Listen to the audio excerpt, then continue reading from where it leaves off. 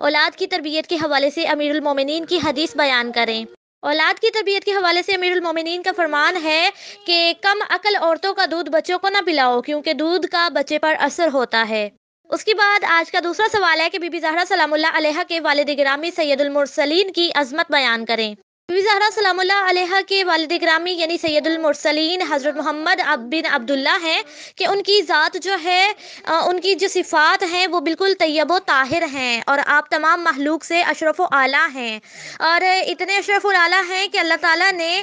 آپ کی خاطر کائنات کو خلق کیا اور فرمایا کہ اے محمد، اگر میں تجھے پیدا نہ کرتا تو کائنات کو خلق نہ کرتا۔ اس قدر رسول خدا کو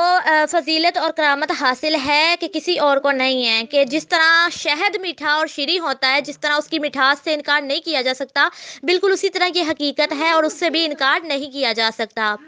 اس کے علاوہ ہمارا آج کا تیسرا سوال ہے کہ بی بی زہرا سلام اللہ علیہا کی والدہ جناب خدیجہ سلام اللہ علیہا کی عظمت بیان کریں۔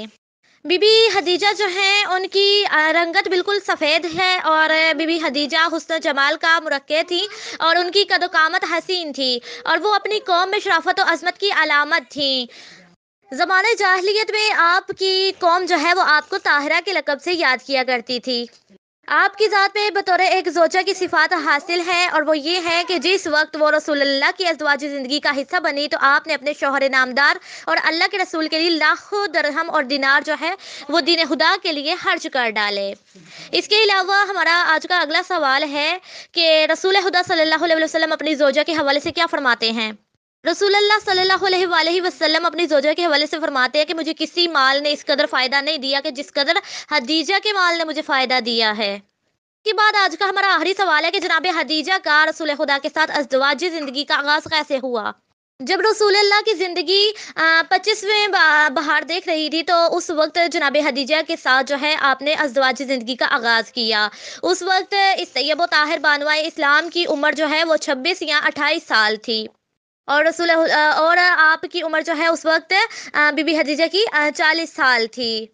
اس کے علاوہ علامہ مجلسی نے بہار الانوار میں 28 سال لکھی ہے، اور ایک قول کے مطابق کہ انہوں نے رسول خدا کے ساتھ عقد کرنے سے پہلے پے در پے 2 عقد کیے تھے، لیکن مشہور جو قول ہے وہ یہ ہے کہ آپ نے صرف رسول اللہ کے ساتھ عقد کیا تھا، اس سے پہلے آپ نے کسی کے ساتھ بھی عقد نہیں کیا تھا، اور وہ کنواری تھی اور دوشیزہ تھیں۔